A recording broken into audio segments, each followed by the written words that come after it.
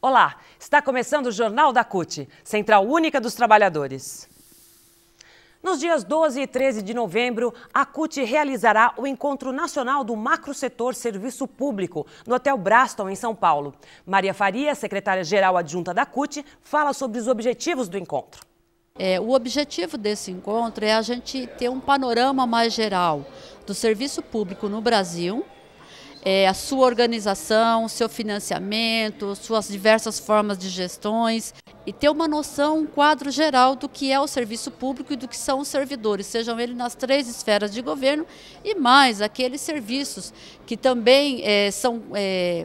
Não serviço, mas uma noção dos recursos humanos que trabalham no serviço público e que não são servidores públicos. Portanto, nós não estamos falando aqui só de servidores públicos, mas de uma forma geral, como é que o serviço público hoje é prestado no país, de que forma, com quais profissionais e de como eles estão, como eles são contratados e de que forma eles se organizam também.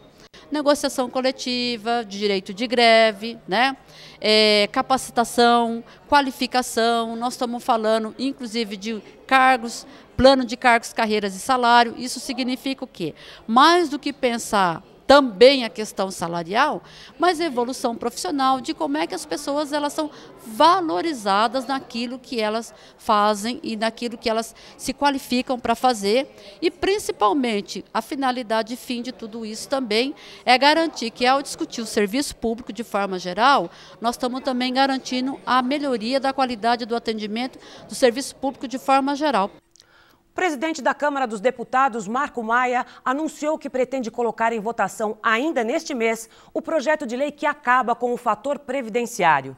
O projeto, de autoria do senador Paulo Paim, do PT do Rio Grande do Sul, prevê que o cálculo do benefício seja feito pela média dos últimos 36 salários. Bom, a nossa expectativa é que o Congresso realmente vote o fim do fator previdenciário e que esse fim signifique uma proposta que realmente responda aos interesses nossos, interesses dos trabalhadores. E a nossa expectativa é que, de fato, no mês de novembro, conforme está sendo anunciado, essa votação se concretize.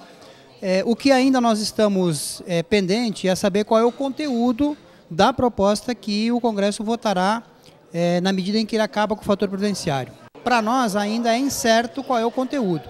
Se for o conteúdo que nós discutimos em 2010, do qual eu participei inclusive junto com os ministérios da Previdência, a Secretaria-Geral mais a nossa executiva da CUT, é uma proposta da qual a CUT defende, que é a fórmula 85-95.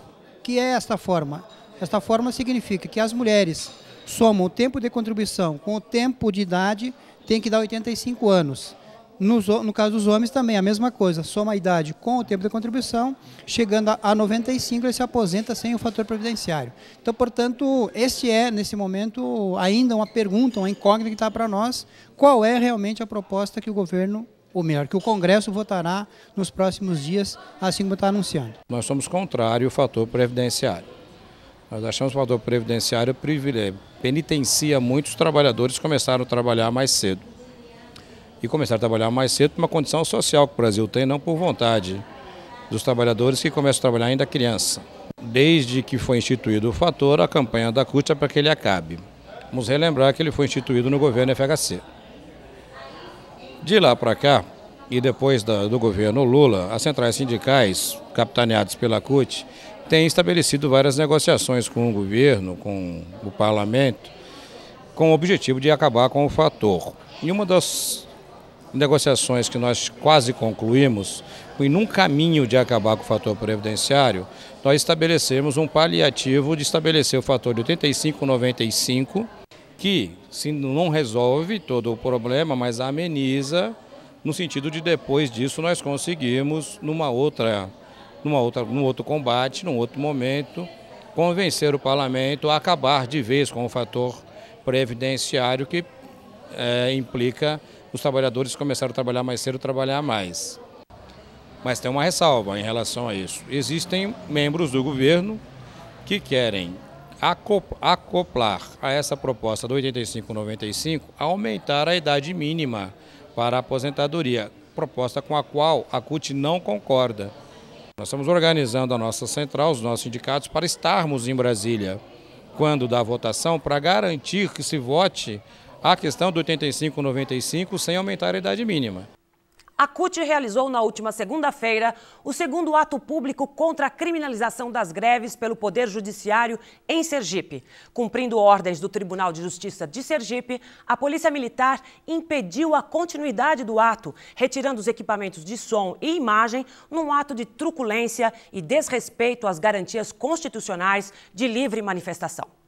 Primeiro dizer que o direito de greve é uma conquista da classe trabalhadora e que não pode retroagir. De fato, os magistrados de Sergipe têm penalizado duramente as greves, não só do servidor público, mas também do setor privado. A CUT promoveu, há 2 anos atrás, a maior manifestação da história de uma central, que foi exatamente contra a criminalização das greves, a judicialização. E nesse aspecto, não dá para tratar como vilão só o judiciário, que é conservador, que não gosta de trabalhador, mas também aquele que pede, o gestor, o patrão.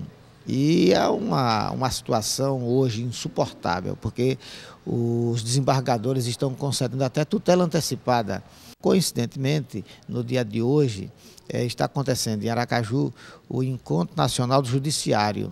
E já fui informado de que a polícia já prendeu o carro de som da CUT, está lá junto com os sindicatos filiados, fazendo um grande protesto e até o final espero que não esteja ninguém preso, mas se for, não tem problema, vamos colocar exatamente nos anais da história para provar que o Poder Judiciário do Brasil, ele é reacionário, ele trabalha contra a democracia. Nós temos trabalhado numa frente junto com o movimento sindical, mas com a OAB também. A OAB tem sido uma parceira nossa nesse debate. Eu acho que o principal de tudo é constranger o Poder Judiciário. Eu, por exemplo, tenho feito debate aberto na imprensa sobre a necessidade de controle externo do Judiciário. O Judiciário faz e acontece, e ele é julgado, no máximo, por eles próprios, que é o CNJ, que já cria um problemão para eles sendo julgados internamente. Nós estamos defendendo, inclusive, como está lá a faixa da CUT hoje na manifestação, menos poder para os magistrados e mais poder popular. É uma forma de dizer que não está satisfeito com a atuação deles, que parece semideuses, que podem fazer de tudo e não acontece nada. O programa de concessão no sistema portuário, que estava previsto para ser lançado no mês de outubro, tem por objetivo reduzir em cerca de 30% o custo do escoamento para baratear as exportações do país. O Jornal da CUT conversou com Eduardo Guterra, secretário nacional adjunto da Saúde do Trabalhador da CUT, sobre o tema. A gente tem ouvido e lido na grande mídia que o governo pretende publicar essas mudanças no setor portuário. Mas a gente não sabe, não conhece, não existe informações oficiais de como vai se dar esse plano.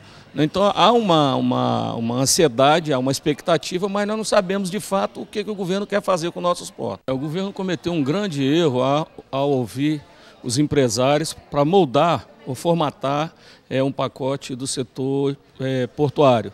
Em função de diversas ações do movimento social, porque havia uma preocupação do aprofundamento do processo de privatização, o governo recuou, está ouvindo técnicos do setor portuário, está ouvindo diversos atores do setor portuário e a gente espera que o governo não cometa o erro de entregar os portos mais ainda na mão da iniciativa privada. Se tiver efetivamente o sentido de aumentar as exportações, aumentar a movimentação de carga pelos nossos portos e reduzir o preço e o custo dessas mercadorias, terão o nosso apoio. Obviamente que desde que isso não venha com sacrifício dos trabalhadores. Nós estamos seguindo a orientação do Congresso da CUT, do 11º Congresso da CUT e da Executiva da CUT, que é trabalhar junto com o governo, defendendo contrapartidas sociais em casos típicos em que o governo incentiva aquela atividade, inclusive dando financiamento, reduzindo impostos. Eu acho que, pelo que a gente percebe, o governo vai tem ido muito nessa linha, no setor portuário não é diferente.